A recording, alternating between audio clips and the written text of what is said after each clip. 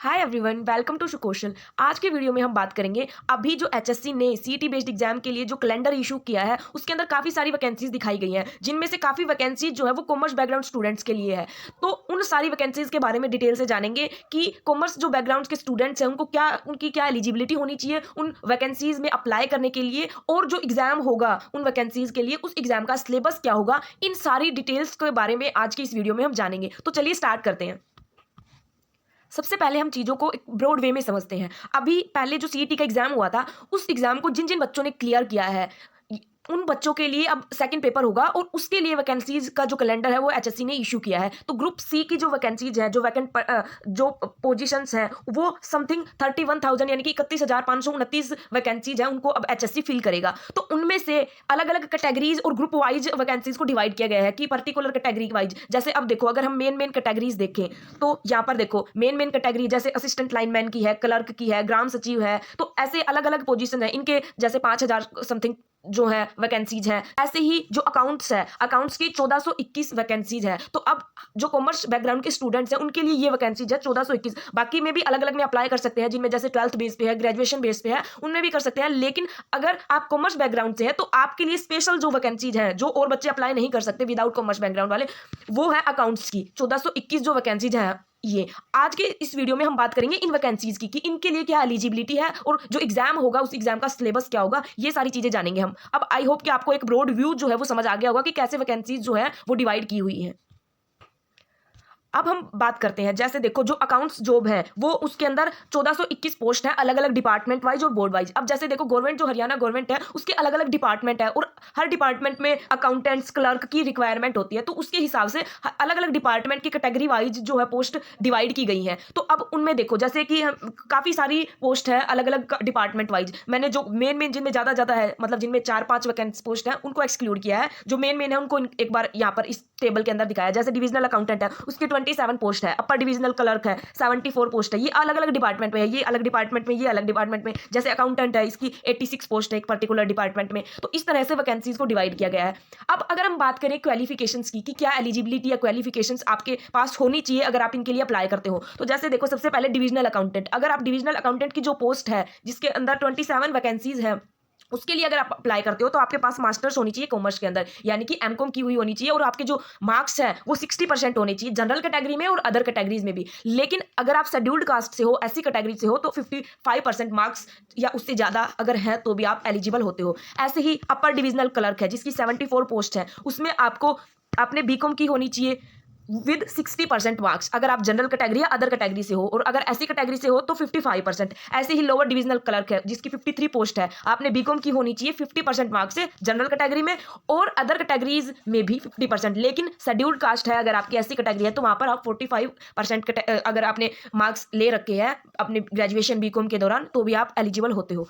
ऐसे ही account assistant की जो है उसके अंदर आपको बीकॉम फर्स्ट डिवीजन से। अब बीकॉम फर्स्ट डिवीजन का मतलब क्या है, ऐसे डिवीजन्स होते हैं कि आपके अगर 60% से 80% के बीच में मार्क्स है तो उसके हिसाब से डिवीजन्स होते हैं। अगर आपके मार्क्स जो है वो 60% से अबोव है, 60% है, 70 है, 80 है, 90 है, तो आप फर्स्ट डिवीजन की कैटेगरी में आते हो। तो इसका मतलब फर्स्ट डिवीजन का मतलब भी यही है कि अगर आपके मार्क्स 60% से अबोव है, ज़्यादा है, तो आप एलिजिबल हो, और उसके साथ में आपके 1 ईयर का एक्सपीरियंस भी मांगा गया है। अब काफ़ी सारी जो पोस्ट है उनके लिए एक्सपीरियंस भी मांगा गया है, 1 साल का, 2 साल का, अलग अलग इस तरह से। मतलब आपकी ग्रेजुएशन पोस्ट ग्रेजुएशन जो मांगी है वो तो होनी चाहिए, उसके साथ में एक्सपीरियंस भी मांगा गया है कि आपको गवर्नमेंट डिपार्टमेंट में ये जो जिस टाइप की वैकेंसी है उससे रिलेटेड एक्सपीरियंस होना चाहिए। ऐसे जो ऑडिटर है उसकी बहुत ज़्यादा वैकेंसीज है, 228 228 वैकेंसीज हैं। इसमें मेल बस आपको ग्रेजुएट होनी चाहिए, ग्रेजुएशन की होनी चाहिए कॉमर्स में। अब ग्रेजुएशन कॉमर्स में यानी कि आपने बीकॉम की होनी चाहिए एक रिकॉग्नाइज्ड यूनिवर्सिटी से। यहाँ पर मार्क्स की कोई लिमिटेशन नहीं है कि आपके इतने मार्क्स होने चाहिए, आपके कितने मार्क्स हो, बस आपकी ग्रेजुएशन कंप्लीट होनी चाहिए। जैसे जूनियर ऑडिटर है, उसकी 99 पोस्ट है, इसमें भी आपने या तो बीए कर रखी हो,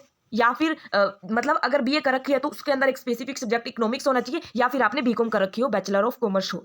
ऐसे ही लोअर डिविजनल क्लर्क है, उसकी 257 पोस्ट हैं। इसमें आपने जो ग्रेजुएशन है वो कॉमर्स में की होनी चाहिए, bachelor degree in commerce, 50% marks, इसके अंदर मेंशन है मार्क्स की लिमिट, आपने 50% मार्क्स से कंप्लीट की होनी चाहिए। और अगर आप ऐसी कैटेगरी में हो तो वहाँ पर 45% अगर आपके मार्क्स हैं तो भी आप एलिजिबल होते हो।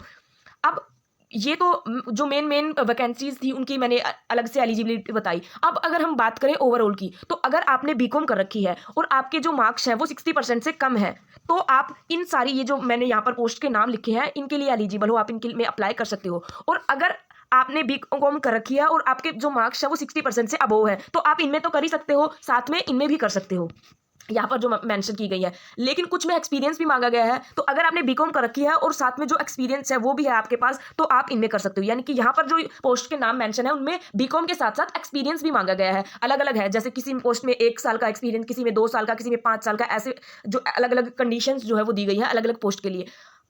कुछ जो वैकेंसीज है वो मास्टर्स लेवल पे भी, अगर उसके उनके अंदर मांगा गया है कि आपने मास्टर्स की होनी चाहिए कॉमर्स के अंदर, यहाँ पर मेंशन किया मैंने, जिनके अंदर एमकॉम मांगी गई है, आपने मास्टर्स इन कॉमर्स किया होना चाहिए। जैसे डिविजनल अकाउंटेंट है, सीनियर ऑडिटर है, डिविजनल रिवेन्यू अकाउंटेंट है, अपर डिविजनल क्लर्क है हेड ऑफिस कैडर में, अपर डिविजनल क्लर्क है फील्ड कैडर में। तो ये अलग अलग डिपार्टमेंट वाइज या ऑर्गेनाइजेशन वाइज डिवाइड की गई हैं वैकेंसीज, ठीक है। तो ये जो है वो पूरी वैकेंसीज, उनके लिए क्या एलिजिबिलिटी या क्वालिफिकेशंस आपको अंदर होनी चाहिए वो यहाँ पर मैंने अच्छे से बता दी।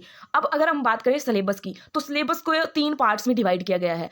जो फर्स्ट पार्ट है उसके अंदर उसकी वेटेज जो है वो 20% है, यानी कि अगर 100 नंबर का क्वेश्चन पेपर आता है तो उसमें से 20 नंबर का जो सवाल है वो आएंगे इस सिलेबस से, ये जो फर्स्ट कैटेगरी है। ऐसे ही अगर जो 100 नंबर का पेपर है तो उसमें से 10 नंबर के सवाल जो है वो आएंगे सेकंड कैटेगरी से, और बचे 70 नंबर का जो सवाल है वो आएंगे इस थर्ड कैटेगरी से। अब हम बात कर रहे हैं कॉमर्स से रिलेटेड, तो जो मेन सब्जेक्ट रिलेटेड सिलेबस है वो हमारे कॉमर्स से रिलेटेड है, यानी कि जो सब्जेक्ट्स हमने हमारी ग्रेजुएशन, पोस्ट ग्रेजुएशन या 11th-12th में पढ़े उनसे रिलेटेड जो सिलेबस है वो सब्जेक्ट, उसकी सबसे ज़्यादा वेटेज है 70%। फर्स्ट कैटेगरी की बात करें, ये जो चीज़ें हमने, जैसे सीटी का जो फर्स्ट फेज का जो एग्जाम हुआ था सीटी का, उसके अंदर जो सिलेबस था, जैसे कि जनरल अवेयरनेस है, रीजनिंग है, मैथमेटिक्स है, मतलब जो कॉम्पिटिटिव एग्जाम्स होते हैं उनके अंदर जो सिलेबस होता है उसको 20% वेटेज दी गई है।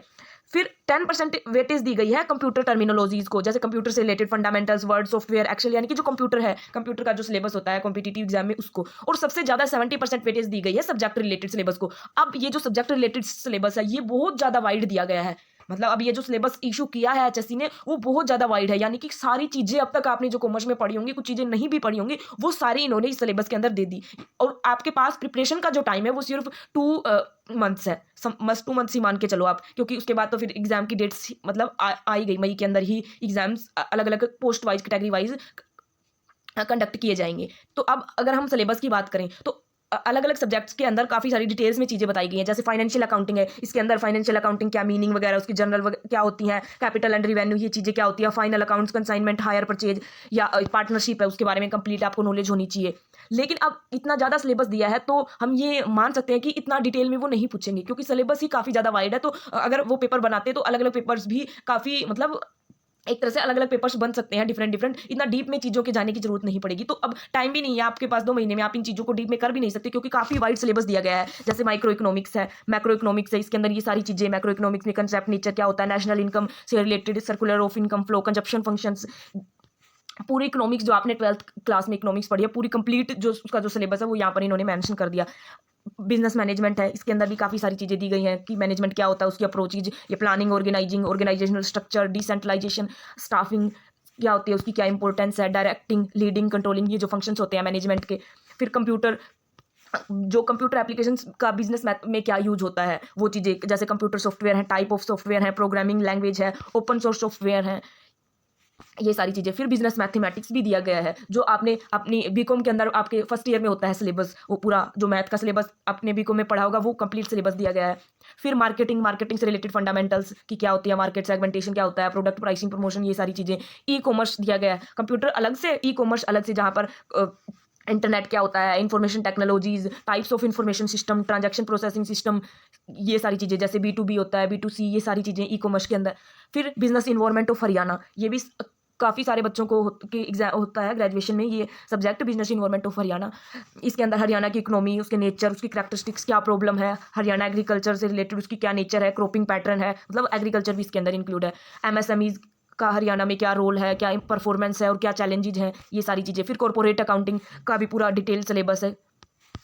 बिजनेस स्टैटिस्टिक्स, जो स्टैटिस्टिक्स आपने पढ़ी होंगी ग्रेजुएशन के टाइम पर कि क्या है statistics, collection of data, measurement of data, फिर इसमें correlation, regression analysis, Karl Pearson's coefficient of correlation, ये अलग अलग टाइप के जो कोरिलेशन, फिर लास्ट में प्रोबेबिलिटी डिस्ट्रीब्यूशन, यानी कि जो सिलेबस होता है बिजनेस स्टैटिस्टिक्स का कंप्लीट मेंशन किया हुआ है। ऐसे ही बिजनेस लॉ, ये लॉ ऑफ कॉन्ट्रैक्ट क्या है, special contracts, negotiable instrument act, ये भी आपने ग्रेजुएशन लेवल पे पढ़े होंगे, आपके सबके होता है सब्जेक्ट। पार्टनरशिप एक्ट क्या है, आरटीआई एक्ट, इनके important provision, limited liability partnership act, जितने भी एक्ट्स हैं कॉमर्स हमारे सिलेबस से रिलेटेड। कंपनी लॉ में भी सारी चीज़ें कंपनी लॉ की पूरा कंप्लीट सिलेबस दिया हुआ है, जैसे कि कंपनी कैसे फॉर्म होती है, उसका incorporation, promoter, legal position, duty, liabilities क्या होती हैं, फिर association of articles of association, share capital कैसी इशू होती हैं, कितने टाइप्स की होती हैं, डिबेंचर, शेयर सर्टिफिकेट, ये सारी चीज़ें जो कंपनी लॉ के अंदर आपने पढ़ी होंगी ग्रेजुएशन लेवल पे।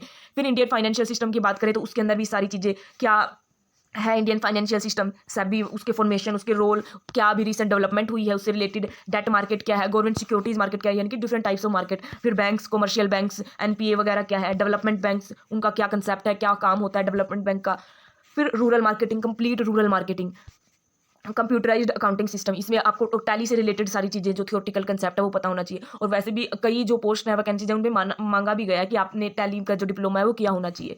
इन एंटरप्रेन्योरशिप डेवलपमेंट, एंटरप्रेन्योरशिप क्या है, ये भी आपके शायद ग्रेजुएशन के दौरान सब्जेक्ट रहा होगा, इसका भी कंप्लीट सिलेबस।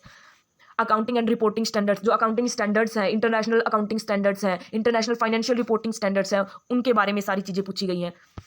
कोस्ट अकाउंटिंग के अंदर जो अलग अलग कोस्ट के कंसेप्ट्स हैं, इन्वेंट्री लेवल है, स्टैंडर्ड कोस्टिंग है, मटेरियल और लेबर से रिलेटेड जो वेरिएंस होते हैं वो, कोस्ट ऑडिट, पूरा जो कोस्ट अकाउंटिंग का सिलेबस होता है वो पूरा दिया गया है।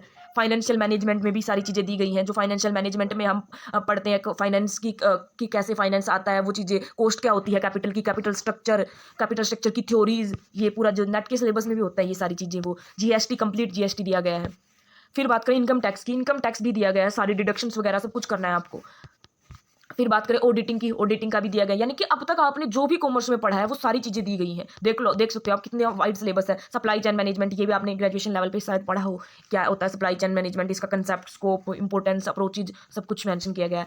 इंडियन इकोनॉमी, फिर इंडियन इकोनॉमी के बारे में बेसिक आपको नॉलेज होनी चाहिए, इसकी क्या फीचर्स हैं, नेचुरल रिसोर्सेज कौन कौन से हैं, क्या इंफ्रास्ट्रक्चर डेवलपमेंट प्रोग्राम्स इंडिया में हो रही हैं, एग्रीकल्चर से रिलेटेड फीचर्स, एमएसएमईज के बारे में उनकी क्या प्रॉब्लम्स चल रही है, क्या चैलेंजेज हैं और क्या इंपॉर्टेंस है। फिर एफडीआई के बारे में, फॉरेन ट्रेड से रिलेटेड चीज़ें कि क्या किन किन चीज़ों का फॉरेन ट्रेड होता है, और उसे और भी काफ़ी सारी जो इकोनॉमी की इश्यूज है, जैसे अनएम्प्लॉयमेंट, इन्फ्लेशन है, अनइक्वल डिस्ट्रीब्यूशन ऑफ इनकम, ये सारे मतलब जो इकोनॉमी की इश्यूज हैं उनके बारे में आपको नॉलेज होनी चाहिए। फंडामेंटल ऑफ स्टॉक मार्केट तक भी इंक्लूड है, क्या होती है सिक्योरिटी मार्केट, सेबी की क्या गाइडलाइंस होती है शेयर्स के इशू करने में, क्या रोल है सेबी का, और उससे रिलेटेड जो रेगुलेशंस वगैरह हैं उनके बारे में पता होना चाहिए। फिर मैनेजमेंट अकाउंटिंग में जो ratio, cash flow statement, fund flow statements होते हैं वो सारी चीज़ें। इंश्योरेंस, क्या इंश्योरेंस से रिलेटेड सारी चीज़ें, कितने टाइप्स का इंश्योरेंस होता है, लाइफ इंश्योरेंस क्या होता है, मैरीन इंश्योरेंस क्या होता है, जो एजेंट्स हैं उनका क्या रोल होता है, किस तरह से जो एजेंट्स वगैरह हैं वो बनते हैं, यानी कि जो पूरा इंश्योरेंस का सिलेबस होता है वो पूरा कंप्लीट।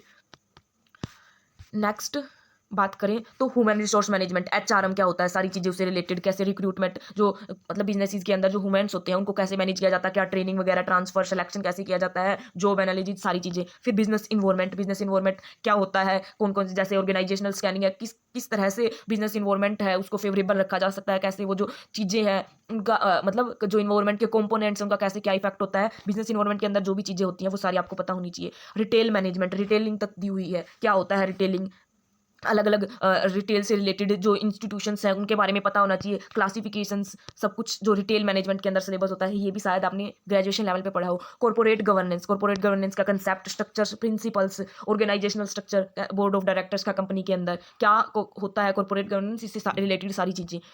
फिर इंडस्ट्रियल लॉज, जो इंडस्ट्रीज़ को एक तरह से रेगुलेट करने के लिए जो गवर्नमेंट के लॉज हैं वो, जैसे इंडस्ट्रियल रिलेशंस है, जैसे फैक्ट्रीज एक्ट इशू किया गया था, ट्रेड यूनियन एक्ट है, एम्प्लॉइज़ कंपनसेशन एक्ट है, इन एक्ट्स के बारे में आपको नॉलेज होनी चाहिए, ये भी मेंशन किए गए हैं। तो ये था फ्रेंड्स कंप्लीट सिलेबस जो आपके एग्जाम में पूछा जाएगा। अब सबसे ज़्यादा वेटेज जो है वो कॉमर्स रिलेटेड सिलेबस को ही दी गई है, तो सवाल भी सबसे ज़्यादा इसी से आएंगे और आपको अपनी प्रिपरेशन के दौरान फोकस भी इसी सिलेबस के ऊपर करना है। अब सिलेबस की बात करें तो काफ़ी ज़्यादा वाइड है, आपने देख ही लिया, और टाइम है आपके पास सिर्फ 2 मंथ्स, उसके बाद कुछ 10-15 दिन और मिल सकते हैं जो आप रिविजन पर्पज के लिए यूज कर सकते हैं। तो अब अगर आप खुद से अलग अलग सोर्सेज से जो चीज़ों को ढूंढ के पढ़ोगे तो काफ़ी ज़्यादा टाइम कंज्यूमिंग होगा और टाइम वैसे ही कम है, तो इसीलिए हमने प्लान किया है कि आपकी जो प्रिपरेशन जर्नी है उसमें हेल्प करने के लिए हम हमारे जो सुकोशल यूट्यूब चैनल है उसके ऊपर डेली एक एक यूनिट वाइज जो ये पूरा सिलेबस है उसको कवर करवाएं। तो इसके लिए आपको क्या करना है, हमारा जो सुकोशल चैनल है इसको सब्सक्राइब करना है और अपने दोस्तों के साथ शेयर करना है, क्योंकि अगर आप अपने दोस्तों के साथ शेयर करेंगे तो उनको भी पता चलेगा, वो भी आसानी से सिलेबस कवर कर पाएंगे और हमें भी एक तरह से मोटिवेशन मिलेगा। हम भी और ज़्यादा मेहनत जो है वो आपके लिए करेंगे और ज़्यादा से अच्छा जो मैटर है वो प्रोवाइड करने की कोशिश करेंगे। ठीक है, फिर मिलते हैं नेक्स्ट वीडियो में। आपको अगर वीडियो पसंद आई है तो प्लीज़ अपने दोस्तों के साथ शेयर जरूर करें।